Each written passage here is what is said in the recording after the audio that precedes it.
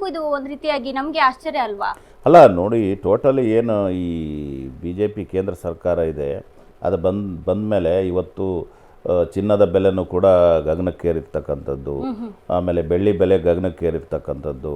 ಅದ್ರ ಜೊತೆಯಲ್ಲಿ ಈಗ ಇವತ್ತು ಯಾಕೆ ಅಂತ ಹೇಳಿದ್ರೆ ಇವರು ಈ ರೀತಿಯ ಕೆಲವು ಏನು ಬಡ್ಜೆಟ್ಗಳು ಇದೆ, ಈ ರೀತಿಯ ಕೇಂದ್ರದ ಪಾಲಿಸಿಗಳಿದೆ. ಸೊ ಅದರದ್ದು ಎಲ್ಲದು ಎಫೆಕ್ಟೇ ಈ ರೀತಿ ಆಗ್ತಿರೋದಕ್ಕೆ ಕಾರಣ. ಎರಡನೇದಾಗಿ ಈಗ ನೋಡಿ, ಇವತ್ತು BJP ಮಿತ್ರರು ಹೇಳಿದರು ಏನಂತೇಳಿ, ಇವತ್ತು ನಾವು ಅಭಿವೃದ್ಧಿ ಹೊಂದಿರತಕ್ಕಂಥ ದೇಶ, ಡೆವಲಪ್ಡ್ ಕಂಟ್ರಿ, ಹಾಗೆ ಹೀಗೆ 12 ವರ್ಷದಲ್ಲಿ ಮಾಡಿದ್ದೀವಿ ಅಂತ. ಅಲ್ಲ ಸರ್, ಈಗ ನೀವು ನಿಜವಾಗಿಯೂ ಡೆವಲಪ್ಡ್ ಕಂಟ್ರಿ ಆಗಿದ್ದೆ, ಇವತ್ತು ಜಾಗತಿಕ ಮಟ್ಟದಲ್ಲಿ ನಮ್ಮ ಒಂದು ಏನಿದೆ ಪರಿಸ್ಥಿತಿ, ಇವತ್ತು ಜಾಗತಿಕ ಮಟ್ಟದ IMFಲ್ಲಿ ಇವರು ನಮ್ಮನ್ನು ನಂಬಕ್ಕೆ ತಯಾರಿಲ್ಲ. ಅವರು ವಿಶ್ವ ಮಟ್ಟದಲ್ಲಿ ನಮ್ಮ ಭಾರತದ ಒಂದು ಅಂಕಿ ಸಂಖ್ಯೆಗಳನ್ನು ಅವರು ಯಾವ ಸ್ಥಾನದಲ್ಲಿ ಇಟ್ಟಿದ್ದಾರೆ ಅದು ಅವ್ರಿಗೆ ಗೊತ್ತಿದೆ. ಅದು ನಮ್ಮನ್ನು ನಂಬೋಂಥ ಸ್ಥಾನದಲ್ಲಿ ಅವರು IMFನಲ್ಲಿ ಇಟ್ಟಿಲ್ಲ. ಇವತ್ತು ನಾವು ಕೊಡ್ತಕ್ಕಂಥ ಅಂಕಿ ಸಂಖ್ಯೆಗಳನ್ನ ಅವ್ರು ನಂಬಲ್ಲ. ಸೊ ಅಲ್ಲೊಂದು ಆ ಪರಿಸ್ಥಿತಿಗೆ ತಂದಂಥದ್ದು ಈ 12 ವರ್ಷಗಳ ಇವರ ಆಡಳಿತ. ಎರಡನೇದಾಗಿ ಇವತ್ತು ಇವರು ನಿಜವಾಗೂ ಡೆವಲಪ್ಪು ಮಾಡಿದರೆ, ಇವತ್ತು ನಾವು UPA ಸರ್ಕಾರದ ಅವಧಿಯಲ್ಲಿ ಇದ್ದಂಥ ಮನಮೋಹನ್ ಸಿಂಗ್ರವರ ಸಂದರ್ಭದಲ್ಲಿ ನಾವು ಈಗ ಒಂದು ಎಷ್ಟಿತ್ತು ಡಾಲರ್ ಮೌಲ್ಯ, 57 ರೂಪಾಯಿ ಇತ್ತು. ಇವತ್ತೆಷ್ಟಾಗಿದೆ? 97 ರೂಪಾಯಿಗೆ ಹೋಗಿದೆ. ಅದಕ್ಕೆ ಕಾರಣ ಏನು?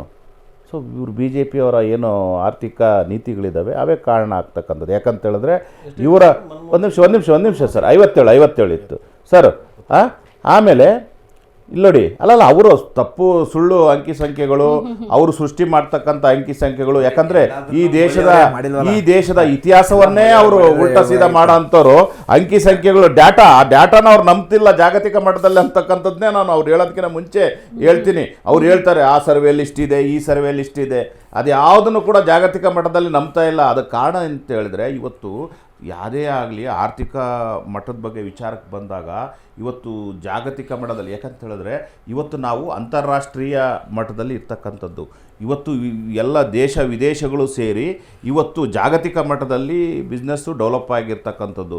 ಸೊ ಇನ್ವೆಸ್ಟರ್ಸು ನಮ್ಮ ಭಾರತಕ್ಕೆ ಬಂದು ಇನ್ವೆಸ್ಟ್ ಮಾಡಬೇಕು ಅಂತ ಹೇಳಿದ್ರೆ, ಸೊ ಇಲ್ಲಿ ಅವರಿಗೆ ಸಿಗ್ತಕ್ಕಂಥ ಸಂಪನ್ಮೂಲಗಳು, ಅದ್ರ ಜೊತೆಯಲ್ಲಿ ಅವ್ರಿಗೇನು ಇನ್ಫ್ರಾಸ್ಟ್ರಕ್ಚರ್ಸ್ ಬೇಕು, ಅದ್ರ ಜೊತೆಯಲ್ಲಿ ಶಾಂತಿ ರೀತಿಯಿಂದನೂ ಕೂಡ ಇರಬೇಕಾಗುತ್ತೆ. ಸೊ ಇವರ ಕೆಲವು ನೀತಿಗಳಿಂದ ಇವತ್ತು ಇನ್ವೆಸ್ಟರ್ಸು ಕೂಡ ಈ ಭಾರತಕ್ಕೆ ಬರ್ತಕ್ಕಂಥದ್ದು ಕಡಿಮೆ ಆಗಿದೆ. ಸೊ ಇನ್ವೆಸ್ಟರ್ಸ್ ಬರ್ತಕ್ಕಂಥದ್ದು ಕಡಿಮೆ ಆದಾಗ ಇಲ್ಲಿನ ಒಂದು ಏನು ನಮ್ಮ ಒಂದು ಬಿಸ್ನೆಸ್ಸು ಇದ್ರೂ ಕೂಡ ಆರ್ಥಿಕ ಮಟ್ಟನೂ ಕೂಡ ಕುಸಿತದೆ. ಸೊ ಅದಕ್ಕೆ ಉದಾಹರಣೆಗೆ ಈಗ ನೋಡಿ, ಇವರು ನಿಜವಾಗೂ ಇವ್ರು ಹೇಳೋ ರೀತಿಯಲ್ಲಿ ಆರ್ಥಿಕ ಮಟ್ಟವನ್ನು ಇವರು ಸುಧಾರಿಸಿದರೆ, ಈಗ ನಾವು 57 ಲಕ್ಷ ಸಾಲ ಇತ್ತು ಸನ್ಮಾನ್ಯ ಮನಮೋಹನ್ ಸಿಂಗ್ ಅವರು ಆ UPA ಆಡಳಿತದಲ್ಲಿ. ಇವತ್ತು ಎಷ್ಟಿದೆ ಸಾಲ? ಎಷ್ಟು ಮಾಡಿದ್ದಾರೆ ಇವರು?